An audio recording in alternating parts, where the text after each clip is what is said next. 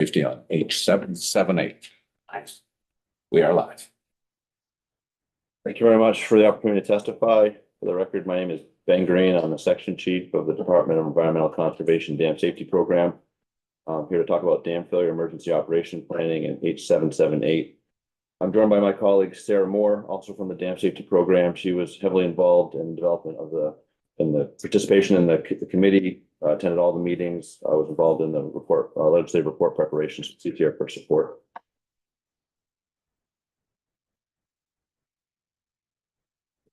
I'll just provide a brief presentation overview. I was hoping just to provide a brief overview of our program, then review Act 121, the establishment of the Emergency Operations Planning Committee, and review some of the work that we did in the final report, and then discuss 778.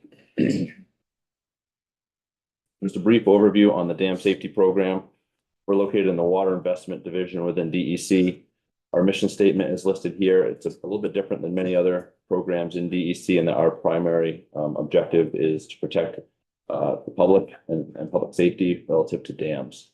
In order to do that, we have two primary responsibilities. Number one is dam regulation. We regulate non-hydropower, non-federal dams in the state, and then we also are dam owners, and we directly own 14 state-owned dams, including the 3 Winooski River flood control dams. Both those tasks take up about 50% of our time. Current staffing is at 7. We have a team of engineers and a technician. We have a program administrator, which is Sarah. And right now we have 2 positions that we're trying to fill: a project budget manager and an additional engineer. On the regulatory side, as I mentioned, we regulate non-federal, non-power dams, meaning that if there's hydropower at the dam, we likely do not regulate that. And we operate under 10 VSA Chapter 43 dams. The entire inventory of dams that we regulate is around 1,000. We more heavily regulate a little over 400 of those 1,000. On the ownership side, as I mentioned, we own 14 dams, including the 3 Winooski River flood control dams, which are Waterbury, Wrightsville, and East Barry. In addition to those, we also do assist our sister departments when able, Fish and Wildlife and Forest Parks and Recreation with their dams. As part of the ownership responsibilities, we do things like operations and maintenance, flood operations, capital planning, maintenance projects, capital projects, etc.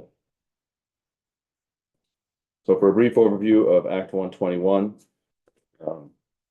required the establishment of a committee to study dam failure emergency operation planning in Vermont and basically look for ways to improve upon what we have here.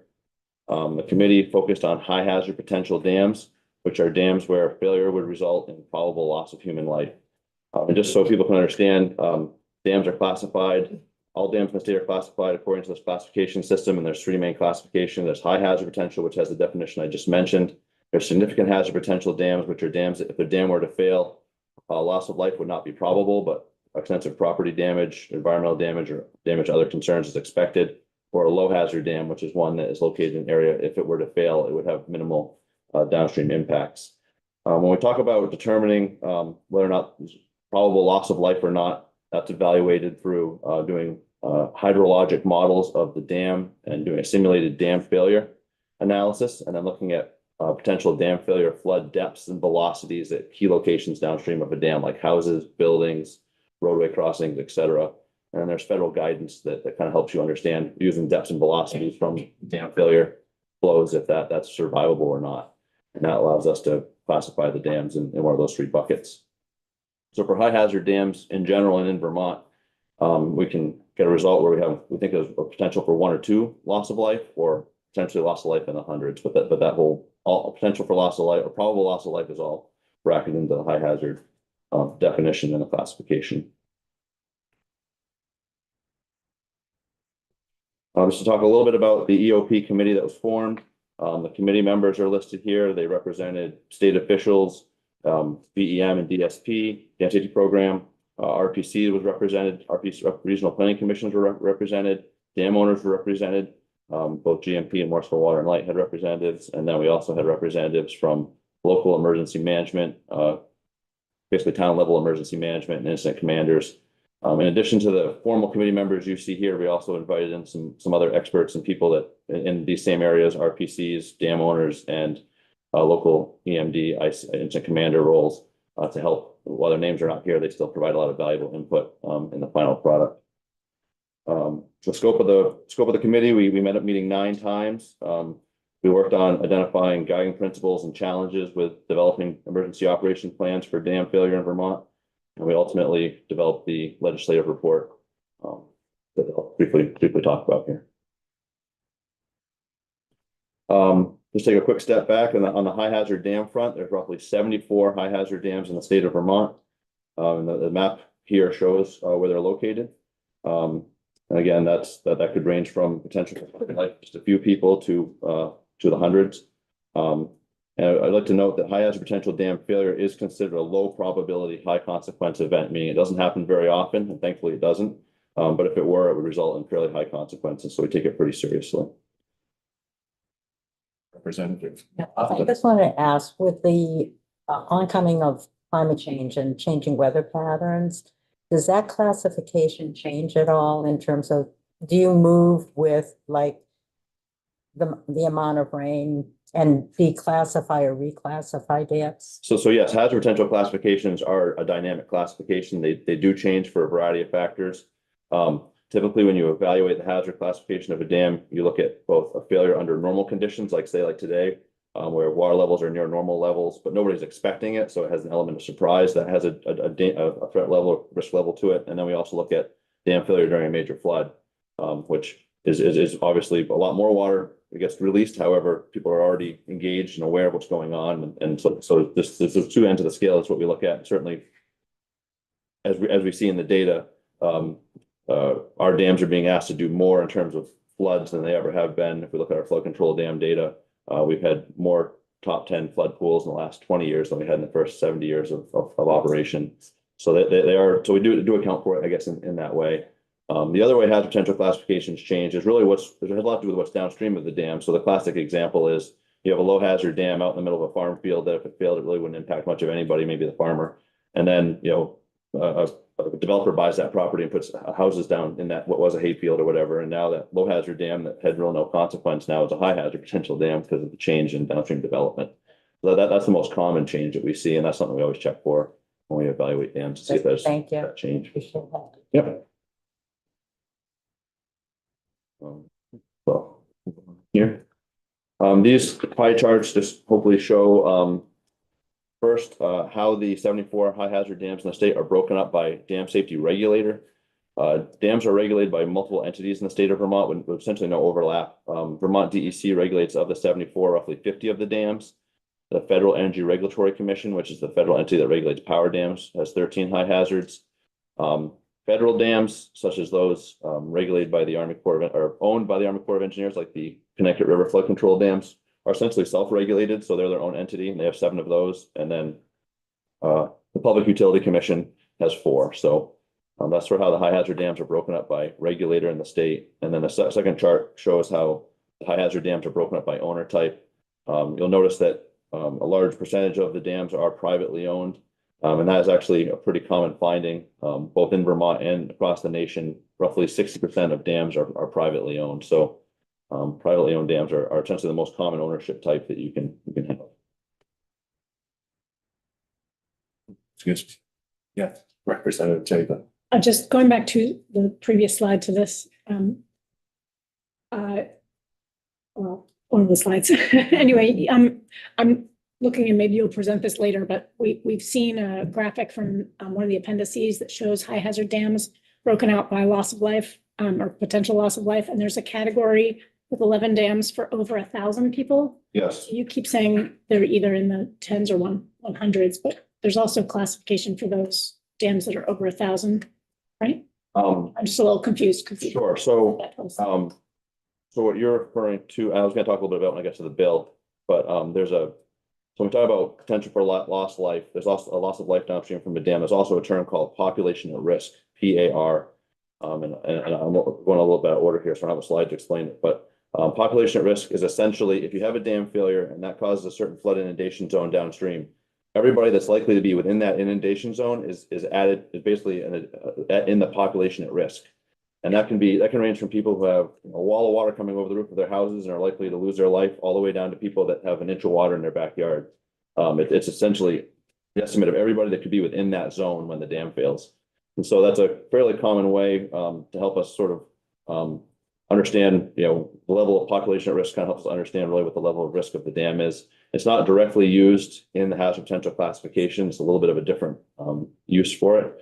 Because sometimes you have a dam, we have a relatively high population at risk, but the life loss is quite low, or you can have vice versa. It kind of depends on a lot of the variables in the downstream area. So is the information about the loss of life, how many you're assign, identifying for each dam, is that available publicly?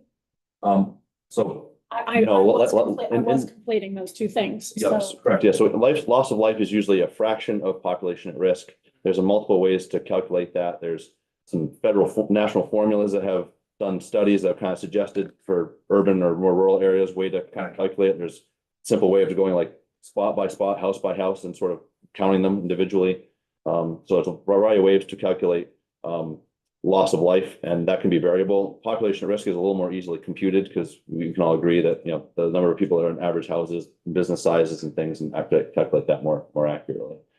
But they are sort of two different things. A high hazard dam is related to the lost life. It's independent of population at risk. But I mean, that said, most high hazard dams that are going to usually have a higher population at risk than a low hazard dam. So there's like that general connection. what I'm hearing is you have a pretty accurate sense of population at risk. And that you're calculating an estimation of loss of life based on that and maybe some other factors. And so that you are calculating the loss of life per dam, but that's not necessarily public information. I would say not in every case have we calculated potential life loss. I mean, once for high hazard purpose of like high hazard classification, once you get into life loss, you've met your classification requirements. You may not actually go and calculate all of the loss of life. And I mean, as with anything, population risk is also, we calculate that. We have this computer program that calculate it when you run the analysis. There's a variety of ways to calculate that as well. And we have data for all the dams that high hazard dams that we regulate. Now the graphic you're talking about in the report, all the 50 hazard dams that we regulate, we have PAR data. There's, I would say, very accurate PAR data in that subset of 50, and dams that haven't had that level of study and haven't had more of an estimate. So it's we're doing the best we can with the data we have available, but there's a little bit of a range of the accuracy. And that's super helpful. Thank you. So it's kind of two documents or two processes in play when we talk about dam failure and what's going to happen downstream. And there's two main items. One is the emergency action plan, and the other is emergency operations plan. And this is the work that was done in the legislative report and in the legislation, proposed legislation, really considers emergency operations plan. But just so people don't get confused, because they are very integral documents, and yet they're different at the same time. An emergency action plan is a plan that's usually written and developed by the dam owner. And the most important part of that emergency action plan is they hire an engineer to do that simulated dam failure and develop those inundation maps to figure out, God forbid, should this dam fail, where are the areas of highest risk, what's the time for the flood to arrive there, what are the depths and velocities at all these various locations. That's the most important piece. The emergency action plan also includes communication protocols between the dam owner and the local emergency management and state emergency management people. And it usually also includes some basic provisions and ideas for the dam owner to either help delay a potential dam failure or maybe stop it altogether. So the EAP is really an owner document. They pay for it. They're responsible for keeping it up and running. And also part of the responsibility is the dam owner shares this with the municipalities downstream of the dam.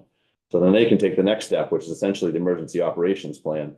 So in the perfect world, the local emergency managers and incident commanders in the towns downstream of a dam meet with the dam owner. The dam owner trains them on how the EAP works, how to read the maps, where the areas of greatest risk are, and then those local emergency management folks look at their personnel, their equipment, basically their approach on how they manage emergencies, and they build their own plan on where they're going to evacuate, where they're going to set their base of operations, what roads they're going to close, in what order, and those kinds of things. So that's more like a local planning effort to respond to a dam failure. So those are the two differences between emergency action plan and emergency operation plan.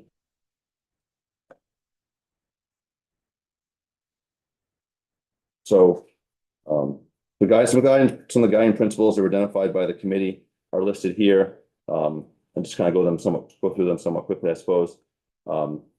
Just kind of as with anything, EAPs and EOPs are both proactive emergency planning documents.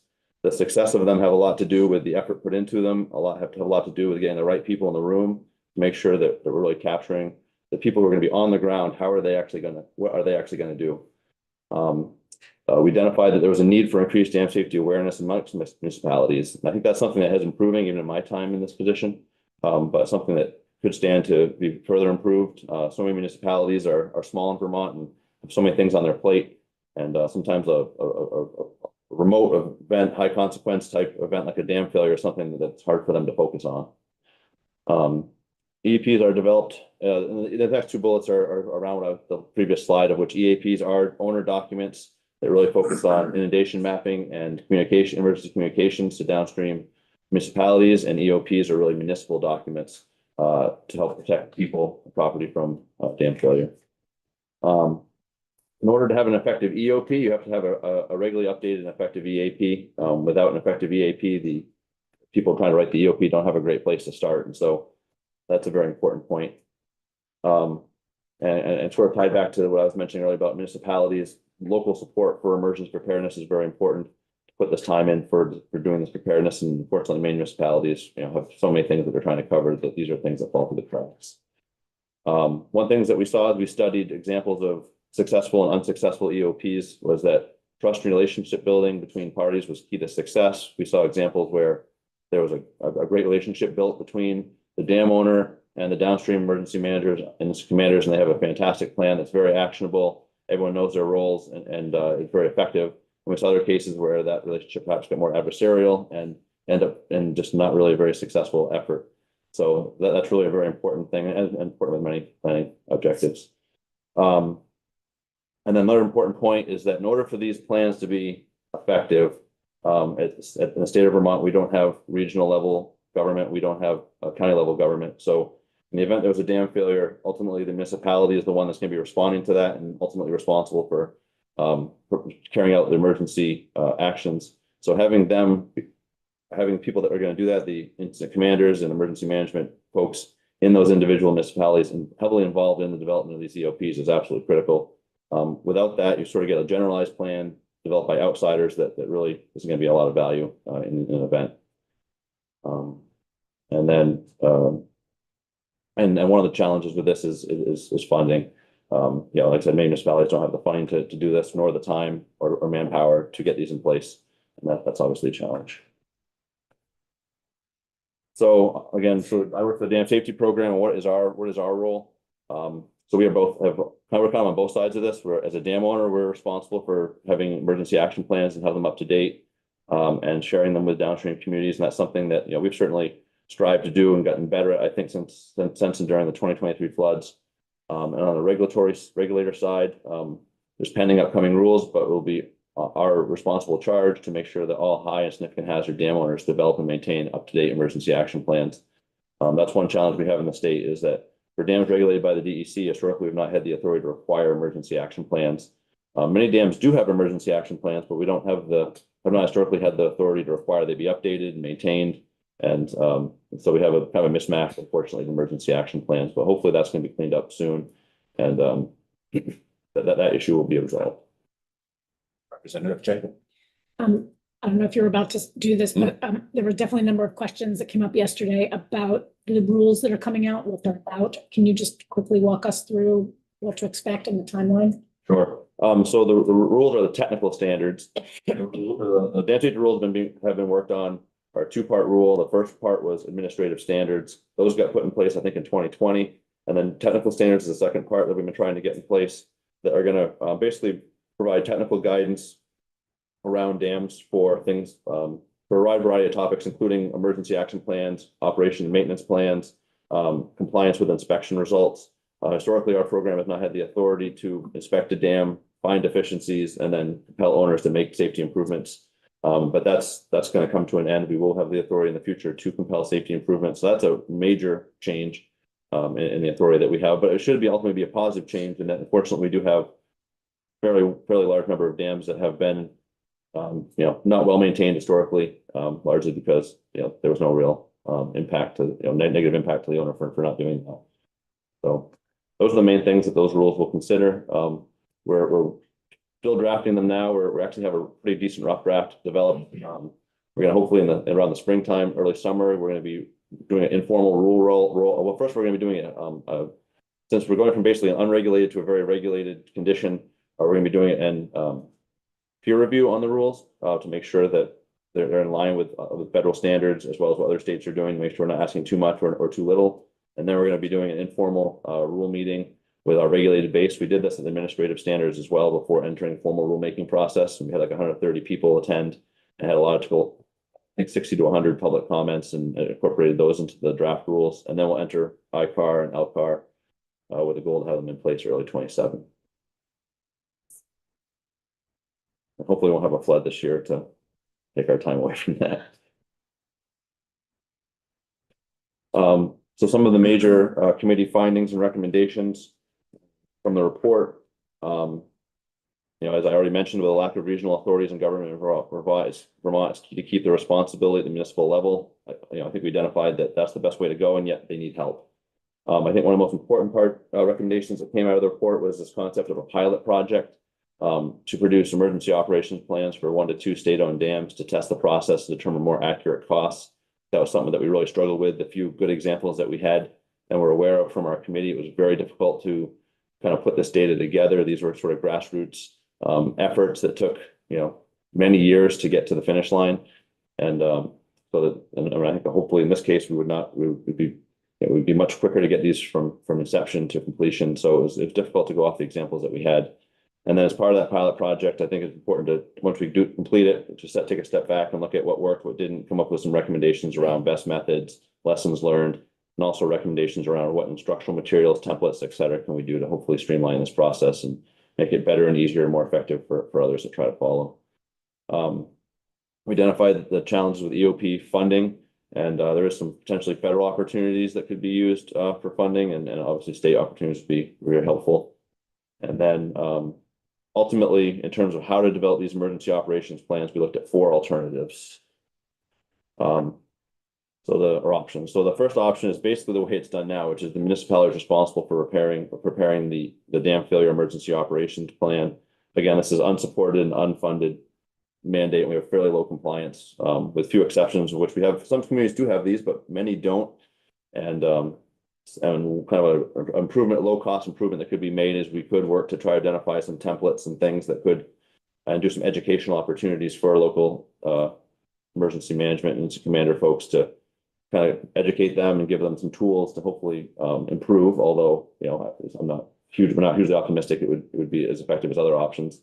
And then options 2 through 4 basically addresses the manpower challenge with this by considering potentially 3 different entities that could kind of step in to maybe help move this forward and assist municipalities in getting these in place. And option 2 basically looks at regional planning commissions.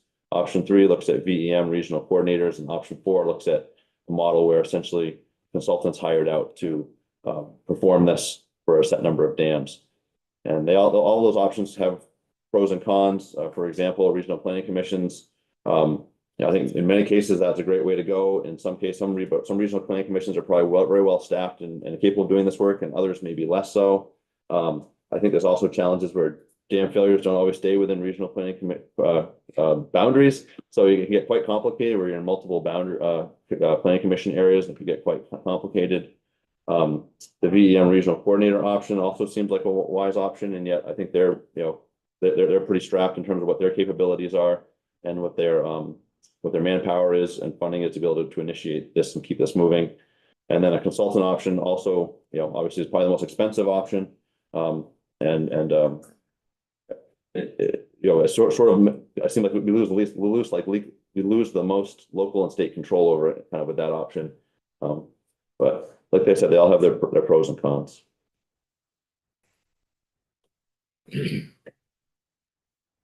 So next I wanted to move on to an overview and some of our comments on House Bill 778. I'd like to start by thanking Representative Chapin for meeting with us on multiple occasions and involving us in some of the drafting. I feel like she definitely took some of our suggestions into account, and we appreciate that very much. So to go down the road, sorry, kind of in the way of text. Okay, so just some of our comments, and I do have these written with page numbers and lines that I can provide after the testimony, but I felt that would be difficult to go through in this context. But just some general observations or comments that we had is the bill proposes Vermont Emergency Management develop emergency operation plans for every dams with a population at risk. And that was that term that we were talking about earlier, where again, population at risk is the number of people that are believed to be within an inundation boundary, whether that be likely loss of life or toward a minimal inconvenience. But two sets from a number of 100 people to 999 people, and then greater than 1,000 people, essentially. For the 100 to 999 grouping, there's roughly 22 DEC regulated dams in that area. That includes 2 state-owned dams, 9 municipal dams, and 11 privates. And then for the 1,000 or greater PAR estimate, there's roughly 11 DEC regulated dams that meet that criteria. And that includes 3 state-owned dams, which are our free flood control dams, 6 municipal and 2 private. It's unclear to us how so high hazard dams are regulated by, as I mentioned, the multiple entities, DEC, Public Utility Commission, FERC, and some are federally regulated. PAR estimates for those dams are not readily available. And it's unclear if the legislation intended to include those dams regulated by others or not. I guess we have to do some research to figure out how to obtain PAR information for those dams. It may require navigating some critical energy infrastructure information challenges. But again, it's not entirely clear if, during the next bullet, if the scope includes those or it's a subset of DEC regulated dams that are really focused on by the legislation. So that's one comment we had. The legislation seems to suggest a single EOP be prepared for each dam. I guess we just wanted to emphasize again that EOPs will be needed for essentially each municipality within a flood inundation area. A great example is Waterbury Dam. God forbid if that were to ever fail, the flood wave would go from Waterbury all the way to Lake Champlain. You're looking at 16 communities. Ideally, we have 1 emergency action plan, and then we'd have 16 emergency operations plans, 1 for each community all the way downstream. And so that that becomes quite an effort. It's that each customized plan is designed around each individual municipality's approach, manpower, equipment, who they're going to ask for mutual aid, all of those things have to be sort of repeated and customized for each of the 16 communities. So just want to be very clear that I think that's the only way for this to really accomplish the goal, which is really to have effective documents that can be used in the event of an emergency. Representative Chapin. Yeah, this is worth a little time. I think what we heard some good stories yesterday that sort of illuminated how this might actually, in a really rare event of such a failure or in a risk of a failure opening of releases, because it impacts those communities sort of in a systematic way, and because it takes out roads, potentially other infrastructure, it seems really clear that most municipalities would not be able to handle their own, particularly evacuations, alone, especially for smaller communities. And so there's just such coordination between the municipalities that seems to be absolutely required, if not also support from the state or from the National Guard or whatever resources we pull into this level of evacuation. And we talked a lot about how, ideally, this isn't like a surprise in the moment. This is something that the dam owner and leaders in the community have been watching carefully for maybe days, and your team, very prepared. Part of it is not what you do in the moment, because it's what you do in the hours or day beforehand, knowing that the floodwaters might get to a certain level. So I guess what I'm trying to ask about is, I feel like there's clearly a regional planning need, and each municipality is going to need its own marching orders and plans. So did you hear about in the study committee or in your experience in other states or regionally, how do municipalities in such small rural areas like this, where there is potentially 16 communities, how does an EOP work when it's got to be coordinated with, are they really 16 different EOPs, or is there some sort of like overarching plan and then everybody has their piece of it? So from my understanding, I think, in my opinion, it seems, I think what kind of the committee's findings were, we're talking about 16 individual plans. There does need to be coordination because we can't have all 16 calling on the same several towns for mutual aid, because that's not going to work. There does need to be coordination. But in terms of like a overall arching regional approach, again, in Vermont, it's challenging because we don't have really that level. And other states that I talked to have county level government or have basically agreement between multiple towns where they come together, and they even have like taxing authority, as was mentioned in the report. That sort of thing seems to be effective for much larger communities that have a lot more resources and tax base and people. If you looked at that kind of model in Vermont, low population sort of make that not work very well either. So I think it's challenging. I think perhaps the VEM could speak better to the best way to actually to set this thing up. But to me, it seems like every single individual town sort of needs to have their own plan, because they're the ones that are going to be there when the event happens, and they need to know what they're doing, and there needs to be coordination between individual ones, but to have one overarching plan that essentially you go downstream and just hand it to each community, it just doesn't seem like that's going to provide the level of specificity to be effective. Thanks.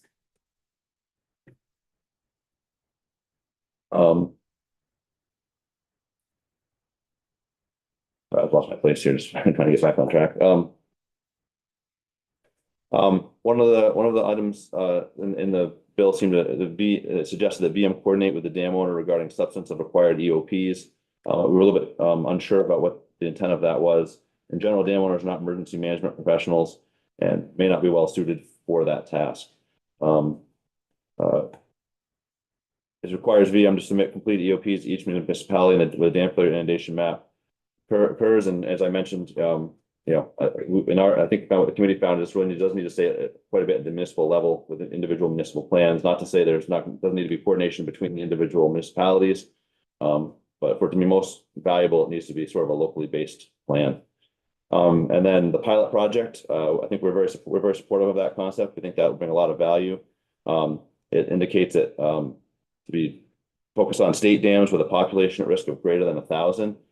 There's 3 state dams that meet that criteria: our 3 flood control dams, Waterbury, Wrightsville, and East Barry. They all share the Winooski River as their downstream area. There's quite a bit of overlap between the 3. And one comment we had or suggestion was there may be value to perform a pilot. If there's going to be two projects going to be selected, there may be value to select one of those and then select perhaps a different state-owned dam that's perhaps maybe has a lower PAR, but is located in a more rural area, an area with less resources outside the Winooski Valley. So we can kind of bracket the challenge. We sort of have one of our biggest and baddest dams in the flood control dams, and choose one of the other ones that is purposely targeted in an area that may be more challenging and has less resources. And fortunately, somewhat in the Winooski Valley, many of the communities do have, fire departments and like I say, we're not a fire department, but they have staffing, even more so as we head into Chittenden County. And there's other areas in the state that just don't have those kind of resources. And perhaps just to bracket the issue to really understand the challenges that we face as we try to stand these things up, choosing one from that and one from a different grouping of dams may just be more effective from a learning perspective from the exercise.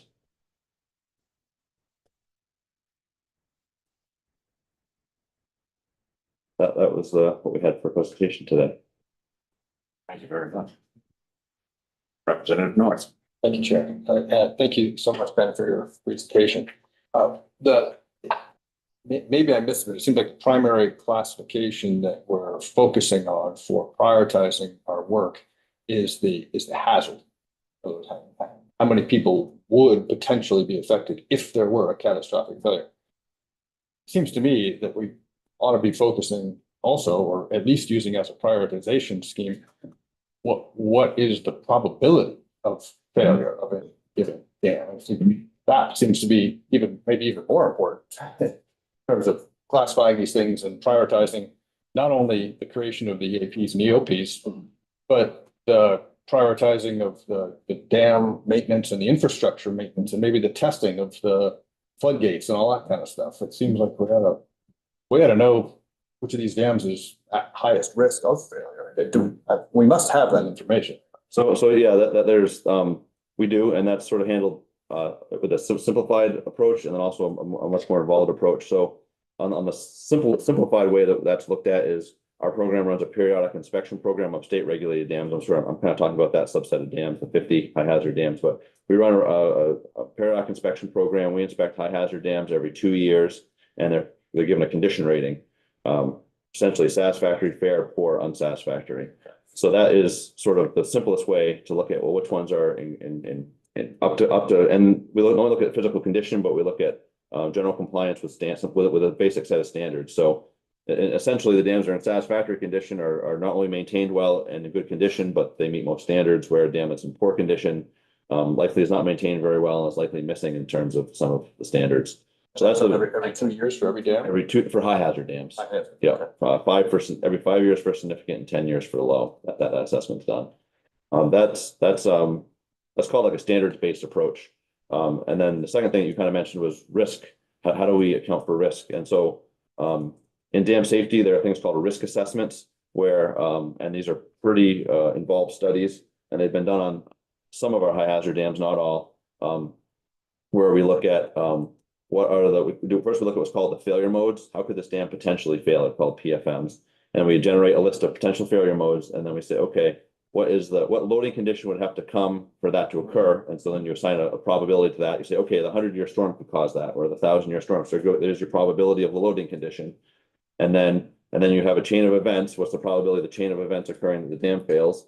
And then you have the downstream inundation mapping. You look at what your level of consequence, and that gives you essentially allows you to sort of, we could say, rack and stack by highest risk. Yeah. And that is and then there's essentially acceptable risk tolerance, which is and this is where it gets like standards-based approach is very black and white. If you don't make this standard, then this is a problem. Where risk-based is a bit more gray because there's acceptable risk and unacceptable risk, and there's a lot more that goes into that. We don't necessarily have risk assessments for every one of our 50 high hazard dams.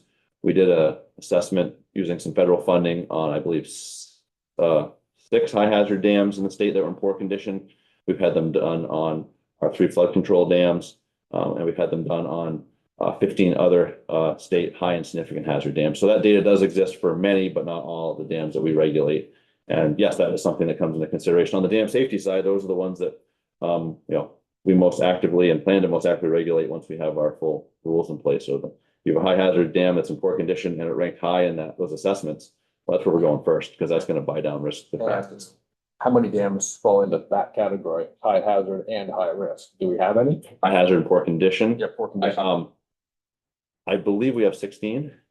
I have to double check that High figure. hazard And Poor condition. poor condition.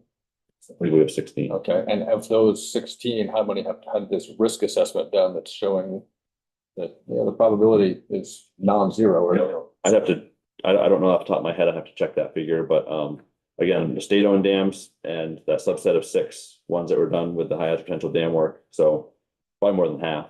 And what's, aside from asking for more money, of course, that's always the answer, but what's needed to start doing the work necessary to get those high risk or poor condition dams back to? That's why we're getting our dam safety standards in place is so critical.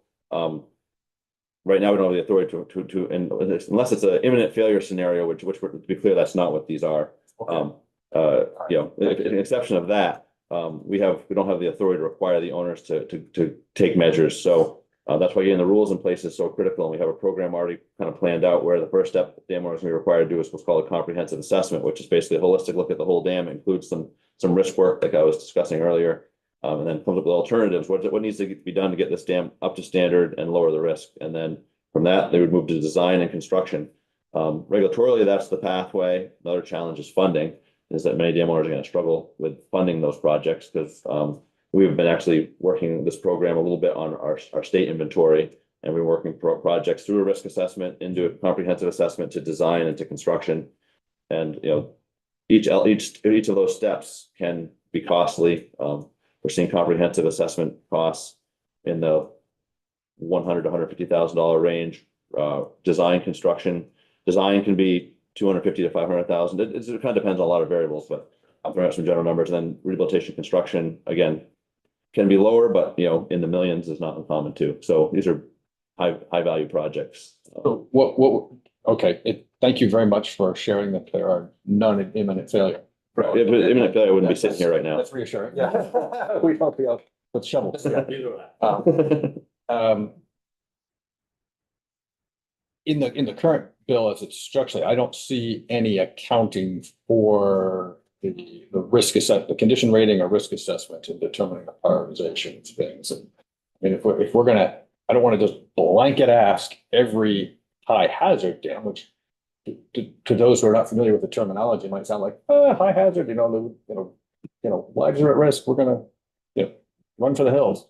But maybe it ought to be tempered, I'll just use that word, by what the risk of any dam failure actually might be. I guess that's- what's your feeling? Yeah, sure. I suppose that's possible.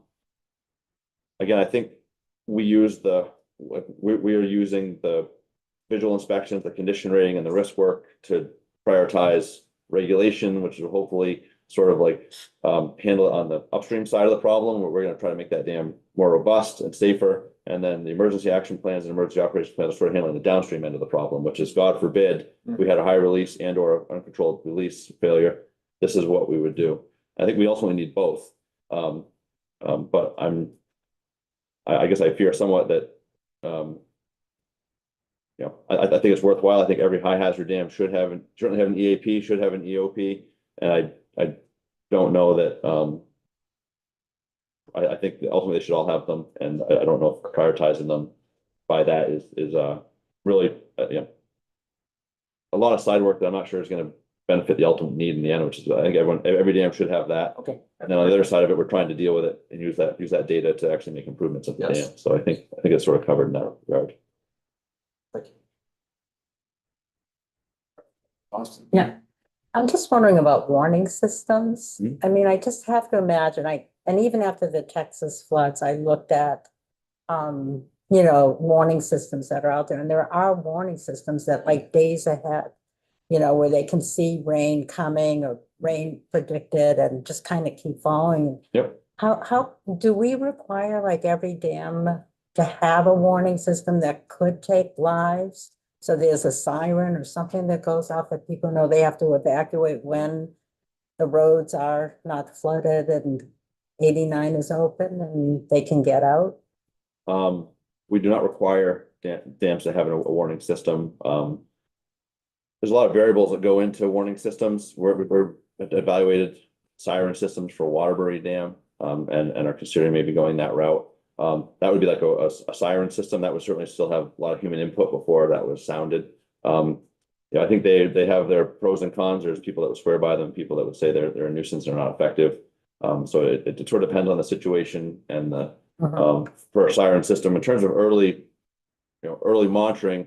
And that's where technology is only making things better and safer, is that we can hopefully see these events sooner and be more prepared. You still have those occasional events like in St. Johnsbury in 2024, I think it was, where no one saw that one coming. I woke up in the morning and saw they got absolutely nailed. So, I guess, early monitoring of weather is critical, and a very important element to this, and every diligent dam owner should be doing that.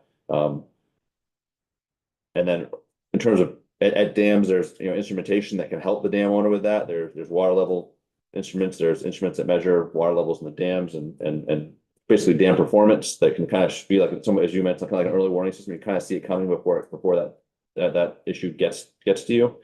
A lot of that can simply be monitored on some of the simpler dams with just diligent operations and maintenance and oversight. There's really not like a turnkey early warning system that you could just buy for every dam and it would sort of solve the problem. Unfortunately, it's more nuanced and complicated than that. And also, has there been any thought to having mutual aid assigned to, let's say, a town that is going to be flooded, because their emergency responders will not be able to respond because they're flooded and they're looking for their families or their kids in school or whatever. So is there any thought to thinking that if this town is hit, that this town who hasn't been hit would come in with equipment and, services? Yeah, I mean, I think in many cases, those things exist. And I think that's really one of the key points of of emergency operation plan being on the municipal level is that we'd look for each municipality, and that's an area where coordination would be needed, but who can help these communities that are in the fray? I guess we need to make sure every community is not calling on the same Right, Right, people, no, and does this make sense? And right.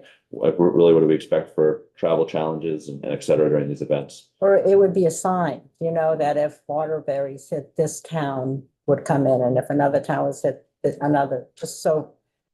I just don't think I don't think during an emergency, emergency responders that are experiencing the emergency can respond. Yeah, and this is probably an area that's a lot Yeah, more in their wheelhouse than mine. okay. Thank you. Just have one question for you. Most of the high hazard dams are on a routine every 2-year inspection. Correct. But if there's a loading incident in between, is there an assessment or evaluation of the dam's post incident? So there certainly can See be. the integrity of it. Yeah, we call those non-periodic inspections done outside that normal 2-year window for a high hazard dam. A great example of that is the 2023 flood. We actually, after that flood loading event, we inspected nearly 400 dams across the state on, whether scheduled or not, just to, check on their performance and how they're faring and issues like that. So yeah, the answer is yes. That's part of In it. event of a severe loading condition, they would be follow-up inspections. Thank you. Representative Jacob. Thanks, Chair. I would love to go back to that conversation that I brought up at the beginning of the question, which is unresolved about EOPs for FERC and other dams that fall outside of DEC jurisdiction, because I think that the goal here is to make sure municipalities are prepared and have EOPs. And so I do think it was generally our intention, although we sort of figured out, we needed to figure this out after the drafting deadline. So could you talk about you said there's some data that you don't have, so we don't even know which ones are high hazard. So could you just talk about the reality of what we do have access to help us identify where we might want to prioritize EOPs? Sure, and we know which ones are high hazard. But I have no regulatory authority over those dams, so I'm less familiar with them. I have no authority to visit them, to get data on them, those, et cetera. So our familiarity with them is much lower. We do have some good relationship with the Army Corps of Engineers, Green Mountain Power, and things like that. So we have some general awareness, but we don't have that level of acute awareness of those facilities. And for example, what they're like, do they all have a PAR estimate? I would guess they probably do. Certainly the Army Corps ones, I'm sure do. And I imagine a lot of the FERC ones do as well. I don't know how to get that data. That may be relatively a simple project to try to figure out, but I just don't know. So that would, we have to figure out how to do that. And then one challenge you can run into with, in our experience with some of the FERC regulated dams, is they have the critical energy infrastructure information, where and as a way to protect critical infrastructure, sometimes getting information can be challenging. I think that's maybe less so for emergency planning, but certainly that would be a hurdle that would need to be discussed. The sensitivity around that would be understood, and but it would basically be a subset of dealing with a subset of dams where I think ultimately my program is a little bit less helpful, just because we don't know. Like we've been to all and know all 50 dams pretty well. We don't know those other ones very well, so our utility is lower on those ones just because we don't have the authority nor the experience with them, because they're not in our purview. So, and just to follow up. So PUC ones are moving over time that's correct. to your jurisdiction. Beyond that, what are the ones? So ultimately, do we know how many dams? No. We must know how many dams are there that won't be under DEC. We don't know that yet. So there was a bill passed, I guess, last year that by 2028, all Public Utility Commission dams, which is roughly 22 in total, are going to, in theory, come to the dam safety program for regulation. Basically, PUC is getting a dam safety regulation. A step in that legislation was to have what's called FERC determinations done on each dam to make sure that these power producing dams shouldn't actually be under FERC jurisdiction as opposed to ours. So it's likely that, I guess there's 4 high hazard dams that are PUC regulated. It's unclear if all 4 will come to us or all 4 will go to FERC or will be split. I don't know. That's still up in the air. That's one piece. I'm sorry, I forgot the second part of your question. Really, what is the number that we that in the end, you won't have, right? What are the FERC and Army Corps of Engineers numbers? Yeah, so, Public Utility Commission's 4, FERC is 13 high hazard dams at the moment, and these are current figures, keep in mind, hazard classings can change, and usually they don't go down, so. At the moment, we have 13 FERC and 7 federal, dams, so roughly 20 dams between FERC and the federal agencies that own dams. Those Or just high hazard, or that's high hazard, yeah. Okay. Thank you. And do we have total number of dams, or all of those high hazard? I don't have the total figure of dams. I can get that if you need it. I don't have the total. I just have the highest in my notes here. Thank you. Okay, thank you very much. Thank you. Folks, we're running a tad late. So I guess we'll close this one. And members, will start with Eric Fern. It's gonna be even lunch, so I can smell lunch. It's a hard spot right here. Sometimes it's nice.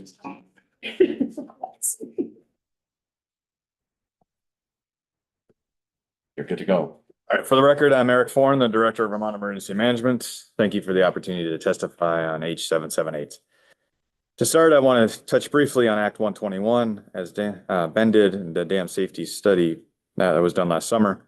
It was a very thorough study and detailed a lot of information about dams in Vermont, so I encourage everyone to read that. It proposed 4 solutions, but as mentioned in past testimony, it didn't make a final recommendation on which one of those should be chosen. 4 solutions, as Ben outlined, are having the towns create the EOPs, RPCs create the EOPs, BEM create the EOPs, or hiring a contractor. H778 aligns with choice number 3, having VEM coordinate the effort. As the study points out, there are some pros to this solution. It also points out that there's some very significant cons, the biggest being that VEM does not have the capacity to accomplish all of these tasks. I also want to point out and clarify that the study did not mention the additional tasks of training towns, dam owners, and first responders on the plan, and then conducting exercises, which are all additional things that this 778 is asking above what the study recommended. So VEM is recommending that this bill be reduced to just the pilot project only at this time. The pilot project develops the tools that will be needed to do the planning, training, and exercise that are required in the first half of the bill. The current version of the bill creates a timeline for the remainder of the work now before the pilot is actually completed. This creates an environment where several significant variables, templates, rollout structures, costs, are all unknown, and it sets an expectation of completion independent of the result of the pilot. The pilot will most likely highlight several gaps in resources that are needed to meet the expectations in this bill. Those gaps will need to be addressed before the remaining dams can be successfully completed. Just for some context, the current timeline has the pilot project completing 2 dams, including creating the templates and the processes by 2028. That would leave roughly 29 dams to do the planning, training, and exercise for in the next 3 years. So 29 dams over 3 years is about 1 dam per month to draft the plan, train on the plan, and exercise on the plan. So just on context, a normal timeline for a plan that incorporates several towns, multiple first response agencies, and a critical infrastructure owner would take about a year for one plan. Additionally, training and exercise would take an additional 6 months. So after the pilot is completed, a more realistic timeline could be created, which would include time to close any gaps that were defined in the pilot. Bifurcating the creation of the planning, training, and exercise pilot structure from the timeline to complete all the dam reviews allows times to ensure that the process is adequate and resourced properly. So I did have comments on the first half, but because my recommendation is to just go with the second half, I didn't include that in my testimony. So basically what we're looking for is let's create the car before we drive it. Let's do the project, outline what it's going to take, how BEM isn't necessarily resourced at this time. What does that mean? Can we reach out to RPCs? Can they support? You heard some of that testimony yesterday. The structure of VEM, does it fall in our planning section? Is it in our outreach section? Where does that go? It's going to take some space and time.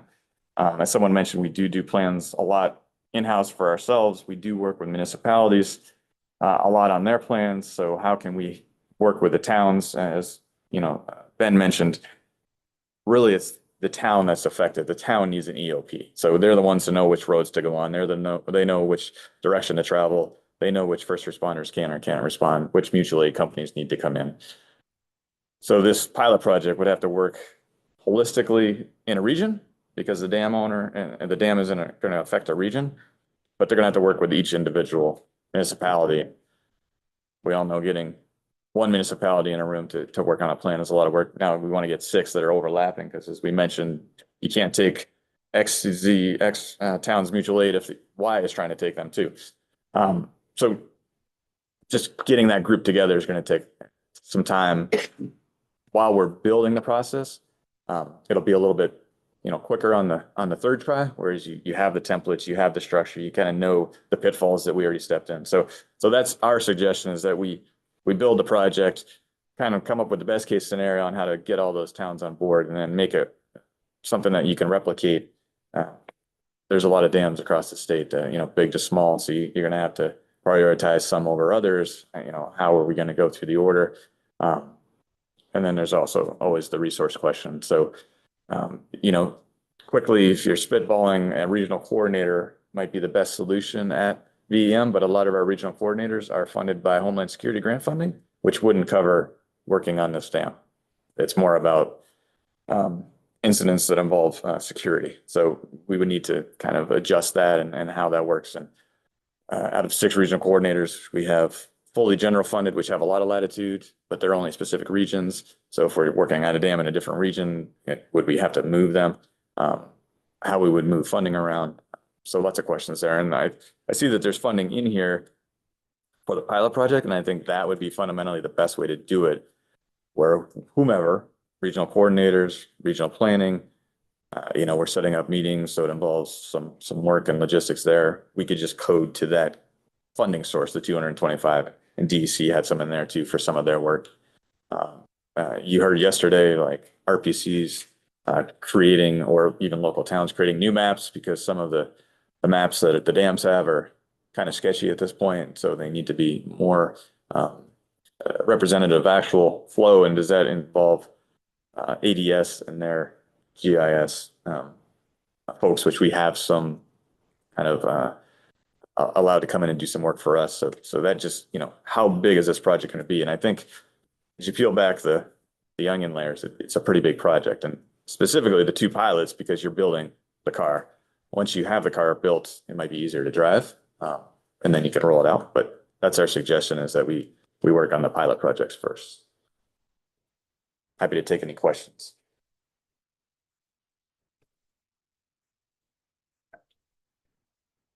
I think you just did outline some about your staff, but I think it would help our team who isn't very familiar with VEM to just understand Sure. how long your agency's been, how long your department's been around, how it's structured, how it's funded, really briefly, and what's I gonna say? And just any parallels where you do this kind of work, sort of. Yeah, other parallels. I think Yankee came up yesterday. Yeah. So the background on VEM, we're a division under the Department of Public Safety. So we have about 31 staff members spread between 5 sections. So we have an operations logistics section, which I think that keeps us running and all our technology running. We have an engagement section, which does outreach to local municipalities and supports local municipalities. We have a planning section, which develops and implements the state emergency management plan, our distribution plans, all of our annexes that basically define how we're going to react in an emergency and a disaster. So they're consistently working on that with state partners. We have then a recovery section, which works on basically recovering from specific disasters, and then mitigation, which works on projects to mitigate future destruction, which is also based on money from current disasters. So in a nutshell, on the funding side, we're about 70% federally funded. So all those positions, so a significant portion of each one of those sections. So the engagement section is a good example. We recently went from 3 to 6. Legislators gave us a couple extra. So we went down from 100 towns each to 50 towns each. So I push them out to local municipalities. They're working with them hand in hand on their local emergency management plans. Each town by statute has to have a local emergency management plan. And by statute, they also have a local emergency management director. that's a lot of words on paper that's not supported by any resources. We ask them to do it. They're also the fire chief. They're also the select board member. They're also the dog catcher. So we ask a lot of them and they do a great job. We've developed a lot of things to provide them training. So in situations like this, writing plans, opening their EOCs, we do lots of support there. But again, they're taxed on what they're doing. So it's a perpetual issue that we're trying to understand how to resource them so they can help us. And one of those ways was getting some regional coordinators to go out and literally sit at the desk with them and work on their plan. So the local emergency management plan is that plan that's supposed to come off the shelf when something bad happens, and it's an all hazard event. So, is it a large wildfire? What can you do? Is it an active shooter at the school? What can you do? So it gets them to think about what their resources are, right? I need 17 ambulances in Addison County. Well, that's going to be very difficult. We don't have 17. So how can I make my plan incorporate, larger EMS response? So really it's getting in there and kind of peeling back the layers to understand what they have available, what they might need. And in this situation, we can go in. Most of those towns probably don't have dams on there because most of the towns don't have the dam in their jurisdiction and they're not thinking downstream like they should be. So I think part of this will be education. So when we go out and talk about X dam in the 10 towns or 16, for Waterbury, like, are they all thinking that? A lot of them don't think that way. And, I have what I call disaster amnesia, where they forget about the last flood of 23 and the fact that 5 dams failed. And so they have to move on to the next thing. And so we understand that. So we try to support them, but we're also, taxed and we only have 31 folks. So initiating a large project like this is something that's hard to fit in.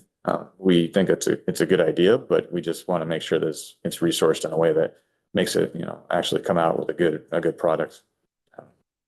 So that's kind of and you talked a little bit about Yankee. I mentioned that yesterday, where the other way you could think about this project is the dam owners, right? They have their EAP, but they're the one with the hazard, right? So when you're Vermont Yankee, they created the hazard, right? They built a nuclear facility. So they were the ones that had to pay the town's EMDs to do training. They were the ones that had to structure the training.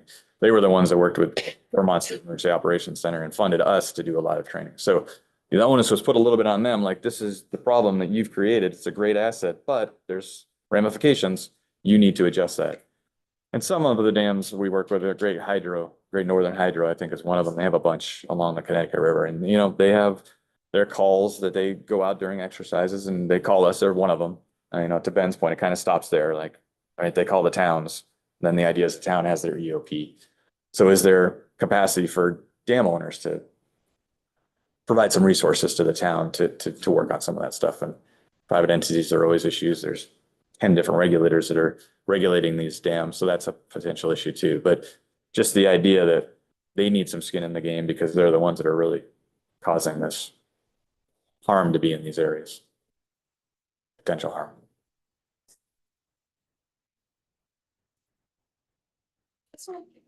Yep. I'm wondering how costs are kept track of in a disaster. Just in terms of, is it, how So it's interesting because what you're trying to decide quickly is how the disaster is going to be paid for in the future. So large disaster is pretty easy. FEMA is going to come in. I say that with the caveat now that the federal government's a little bit different. So theoretically, we have thresholds, per capita thresholds. So state of Vermont, if you have an event that causes $1.2 million worth of damage across the state, and then each individual county has a threshold. So let's say the Northeast Kingdom, because of its low per capita, is only like 60,000. So if they had $60,000 worth of damage and the whole state at 1.2 million, then the state can get a federal disaster declaration. I put a caveat there because Sutton had that happen last July 25th and they got denied. So it's a bit weird now that we're not getting things that we used to get. But that's how we used to think. Okay, this is a FEMA disaster declaration. We're going to get the money from them. We spend the money because FEMA is a reimbursement. So the towns have to fix their problems, because if you don't have to fix it, then FEMA is going to be like, well, don't really need it. So they have to fix it. Then they submit the reimbursement. The town or the state basically runs kind of a negative budget where we spend the money knowing that FEMA is going to pay us back. If it's something small like Sutton, smaller, or trying to think of like Addison County as part of 24, they didn't get the declaration because they were a little bit smaller. But the emergency operations center opens, then I have to fund that out of the general fund. So we have a small bit of money in there that we try to set aside for things like that, but it also covers if the USAR team has to go out for non-declared disaster. So think of Hurricane Debbie that came in September of 24. It was supposed to hit us pretty good. So we had 4 of our teams out, 3 of our teams out, plus a team from Connecticut, making sure that we were positioned. But Debbie decided to go a little bit to the west, didn't cause us any issues, so we didn't get a disaster, but all those teams still need to be paid for. So a chunk of it came out of general funds. Just for context, that one team out of Connecticut that was here one night, 24 hours, cost $35,000. So we have to figure out how to pay for that. So no absolute funding source for it. We have a little bit in general fund. If it's big enough, FEMA will pay for it.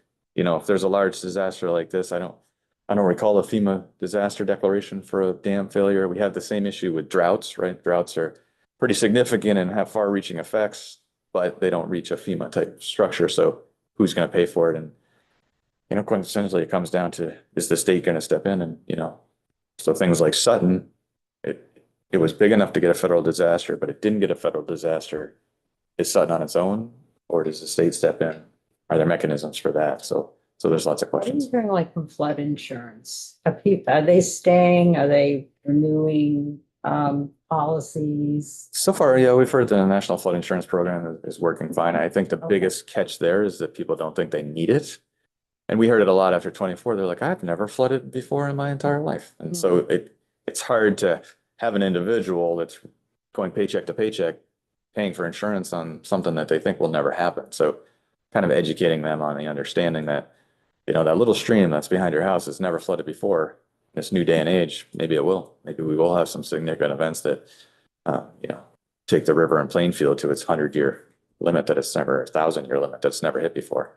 And we see a lot of that. So So they're here, they're staying. yeah, NFIP is staying. Fairly confident, good. Yeah, I mean, with the caveat that it's the federal government and they're running a deficit a bit, so they might try to make some readjustments, but as of now, they're Good. staying. Any other questions? Thank you for your time. Thank you. Thank you. Thank you for looking at this.